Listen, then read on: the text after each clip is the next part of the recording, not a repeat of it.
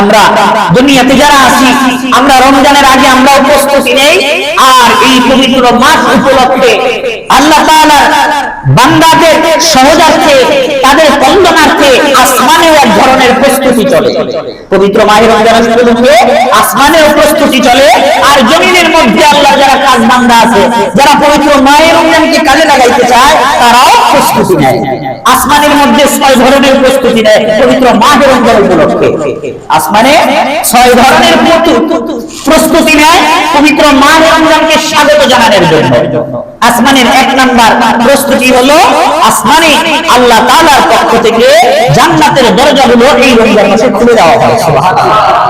জান্নাতের দরজাগুলো যখন খুলে দেওয়া হয়, ওই জান্নাতের কল্যাণের কারণে এই পৃথিবীতে মুমিন মুসলমানের উপর শয়তানের পক্ষ থেকে অকল্যাণকর ক্ষতিকর কোনো বিষয় সহজেই মুমিনের অন্তরকে নষ্ট করতে পারে না।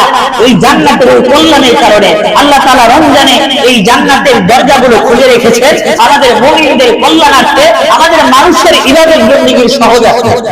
1 নাম্বার প্রস্তুতি কি? জান্নাতের দরজাগুলো খুলে দেওয়া হয়। বুখারী শরীফের হাদিস 1898 নম্বর হাদিস, আল্লাহর নবী বলতেছেন, ইদা জাআ রমাদান ফুতিহাত আবওয়াবুল জান্নাহ। আল্লাহর নবী বলেন, যখন পবিত্র মাহে রমজান আগমন করে, রমজানের চাঁদ যখন ওঠে, প্রথম রাত থেকেই আল্লাহর পক্ষ থেকে আসমানের জান্নাতের দরজাগুলো খুলে দেওয়া হয়। জান্নাতের দরজা খোলা, এই কারণে জান্নাতের দরজা খোলার কারণে এই রমজান মাসে কেউ যদি মারা যায়, তার যদি বড় ধরনের গুনাহ না থাকে, ছোটখাটো গুনাহগুলো আল্লাহ মাফ করে দিয়ে সরাসরি জান্নাতের ব্যবস্থা করে দেয়। তাহলে পবিত্র মাহে রমজান উপলক্ষে 6 ধরনের প্রস্তুতি রয়েছে। 1 নাম্বার প্রস্তুতি আসমানে 6 ধরনের প্রস্তুতি। এর মধ্যে 1 নাম্বার প্রস্তুতি হলো আল্লাহ জান্নাতের দরজা খোলা রাখে, যে আমার বান্দারা ইবাদত বন্দেগী করবে, যদি কেউ দুনিয়া থেকে বিদায় হওয়ার সময় হয় সরাসরি জান্নাতে চলে যাবে। 2 নাম্বার প্রস্তুতি হলো আল্লাহর পক্ষ থেকে এই রমজান মাস উপলক্ষে মানুষের জন্য আসমান থেকে রহমতের দরজা খুলে দেওয়া হয়। সুবহানাল্লাহ। মুসলিম শরীফের একটি হাদিস 1079 নম্বর হাদিস, আল্লাহর নবী বলেন, ইলা কানা রমাদান ফুতিহাত আবওয়াবুর রাহমাহ। যখন রমজান শুরু হয় তখন আল্লাহর পক্ষ থেকে রহমতের দরজাগুলো খুলে দেওয়া হয়। এখন আমরা সরল মানা মুসলমান কালিমাটাই শুদ্ধ করে পড়তে পারি না। রহমত কি জিনিস আমরা এটা কিভাবে চিনব? রহমত যে কি জিনিস ওই সব ব্যবসায়ী অথবা ওই ইবাদত গুজারি ব্যক্তি কি জিগান, যার ইনকাম অল্প কিন্তু তার অল্প ইনকাম বিশাল সংসার চলে, ওই বিচারা কি জিগায় রহমত কি জিনিস? রহমত হলো এমন জিনিস, রহমত হলো একটা শান্তির নাম। পৃথিবীতে মানুষ শান্তির জন্য দুনিয়ার যে উপকরণগুলো উপার্জন করে, পৃথিবীতে একটু শান্তিতে বসবাস করার জন্য মানুষ এই কামাই রোজগার করে।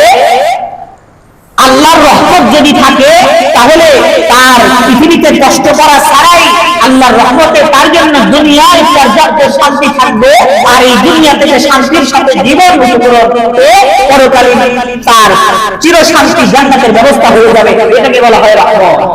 আল্লাহর রহমত থাকলে আপনি কখনো দেখবেন না, আল্লাহর রহমত থাকলে আপনি মানুষের কাছে লাঞ্ছিত হবেন না, আপনার আল্লাহর রহমত থাকলে আপনার অন্তরের মধ্যে অশান্তি আসবে না, আল্লাহর রহমত থাকলে শয়তান আপনাকে আঘাত করতে পারবে না। এটাকে বলা হয় রহমত। আল্লাহর রহমতের দরজা যখন খুলে দেয় তখন এই রমজান মাসে শয়তান বেশি আক্রমণ করতে পারে না মুসলমানদেরকে, মুসলমানেরা সহজেই আল্লাহর ইবাদত বন্দেগী করে জান্নাত কামাই করতে পারে। আসমানের 2 নাম্বার প্রস্তুতি হলো আল্লাহর রহমতের দরজাগুলো খুলে দেওয়া হয়। 3 নাম্বার প্রস্তুতি হলো শয়তানকে বন্দী করা হয়, যেন অন্যান্য মাসে যে শয়তান মানুষকে ধোঁকা দেয়, এই রমজান মাসে যেন অতটা ধোঁকা দিতে না পারে, মানুষ যেন নির্বিঘ্নে ইবাদত বন্দেগী করতে পারে, শয়তানের ধোঁকায় পড়ে যেন পাপের মধ্যে লিপ্ত না হয়। এই কারণে আল্লাহ তাআলা আসমানের পক্ষ থেকে ঘোষণা, আল্লাহ তাআলার পক্ষ থেকে ঘোষণা, ওই শয়তানকে বন্দী করা হয়। এখন ভাবতেছেন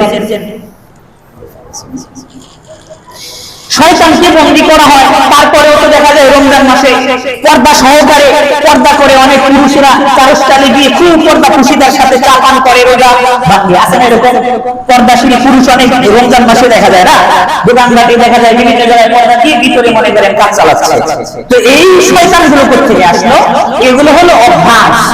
বাকি 11 মাস বিচার আছে বিড়ি সিগারেট খাইছে, এই একটা মাস যে সে বিড়ি সিগারেট ছাড়তে পারতেছে না, এটার কারণ হলো তার অভ্যাস হয়ে গেছে। আসলে মূলত শয়তান তাকে এই বিড়ি সিগারেট খাওয়াচ্ছে না, তার যে ভিতরের অভ্যাস তৈরি হয়েছে, এই অভ্যাসগত কারণে সেই পাপের মধ্যে লিপ্ত হচ্ছে। শয়তানকে আসলে এই রমজান মাস উপলক্ষে আসমানের প্রস্তুতি স্বরূপ তাকে বন্দী করা হয়। তিরমিজি শরীফের একটি হাদিস 682 নম্বর হাদিস, আল্লাহর নবী বলতেছেন সিলসিলাতুশ শায়াতিন, রমজান আসলে শয়তানকে বন্দী করা হয়। 3 নম্বর প্রস্তুতি। 4 নম্বর প্রস্তুতি হলো জাহান্নামের দরজাগুলো বন্ধ করে দেওয়া হয়। সুবহানাল্লাহ, জাহান্নামের দরজাগুলো বন্ধ করে দেওয়া হয়। এই কারণে কোন মুসলমান যদি ছোটখাটো সিরাফাটা ঈমান নিয়েও যদি রমজানে মৃত্যুবরণ করে, আল্লাহ তাআলা তাকে জাহান্নাম থেকে রক্ষা করে জান্নাতের ব্যবস্থা করে দেয়। রমজান উপলক্ষে আসমানের প্রস্তুতি। 4 নম্বর প্রস্তুতি, জাহান্নামের দরজাটা বন্ধ করে দেওয়া হয়। জাহান্নামের দরজা বন্ধ করে দেওয়ার কারণে জাহান্নামের আগুনের যে অকল্যাণকর বিষয়গুলো আছে কিছু দুনিয়াতে আসে।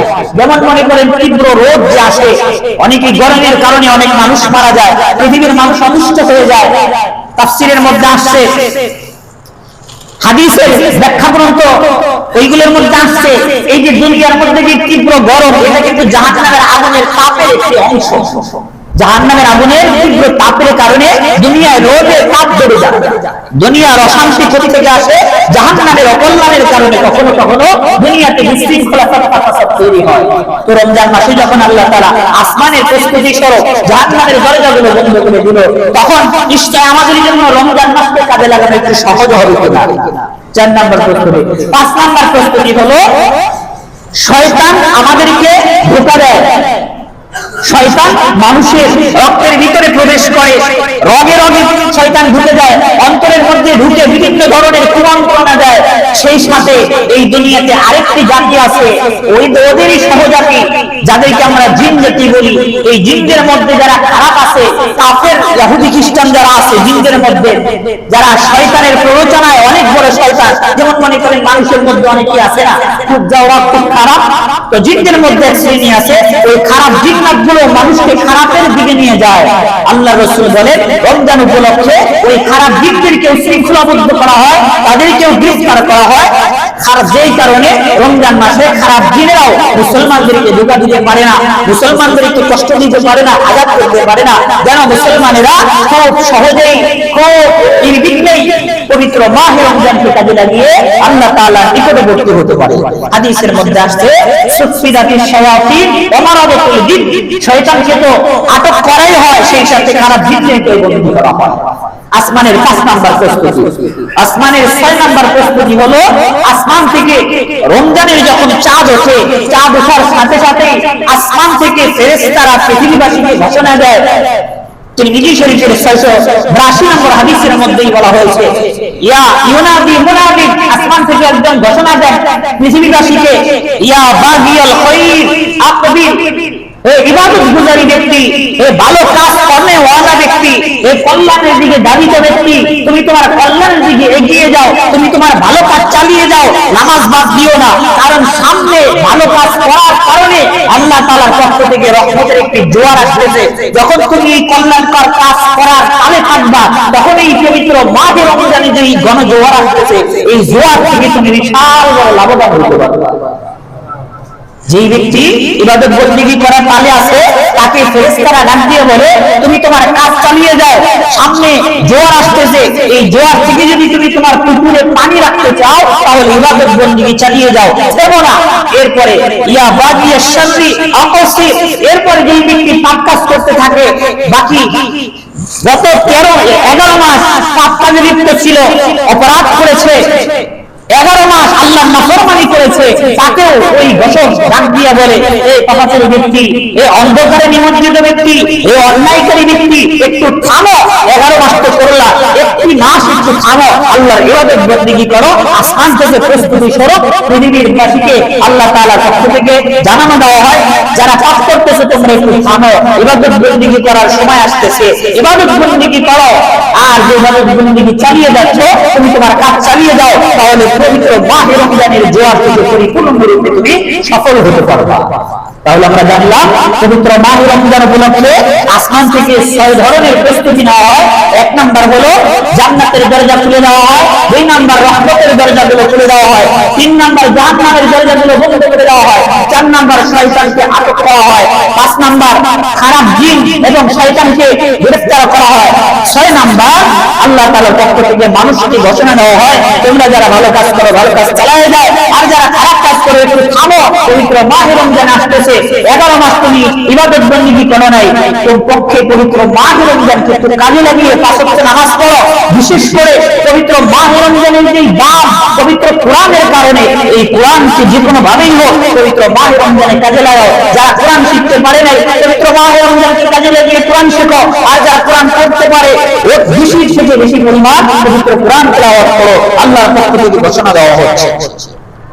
আসমান থেকে প্রস্তুতি নেওয়া হলো, এখন আমরা যারা দুনিয়ায় আছি আমরা কেমন প্রস্তুতি নিয়েছি?